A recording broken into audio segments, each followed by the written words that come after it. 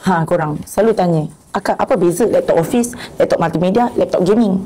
Ni akan nak explain ni. Korang duduk sebelum diam. Sebelum tu, jangan lupa follow dulu Mechanized. Lepas follow, tekan button share. Lepas tu like video ni. Muka tu jangan nak beli sangat So yang pertama ni, ini adalah laptop office. Nampak? Cantik. Ciri-ciri dia mestilah ringan. Bateri pun tahan kan. So untuk laptop office ni, kegunaan dia adalah untuk Word, Excel, Google Meets. Korang boleh cari yang i5 6 Gen ke atas. RAM dia 8GB RAM pun dah okey dah.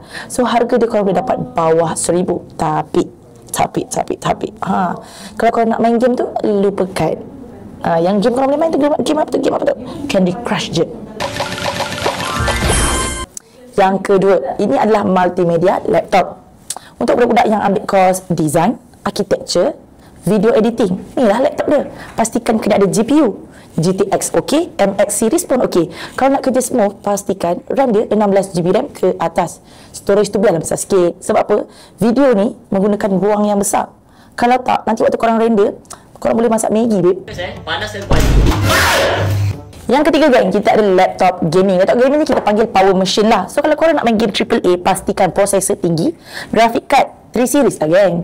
Dapat 7080 lagi cun. RAM dia dapat 32, storage 1TB lagi mantap. So korang jangan risau, untuk laptop gaming ni selalunya dia ada kipas yang baik, pengudaraan yang cantik dan ada cooling system. Tapi kalau nak main game, bagi tahu nak main game, janganlah bagi alasan dekat parents korang nak beli untuk belajar padahal nak main game. Yeah boy. Jadi, jangan salah beli. Biar Kak Kening marah korang sekarang daripada korang menyesal kemudian. Tapi jangan risau, semua laptop ni ada di Mechanized. Tinggal korang nak jujur je.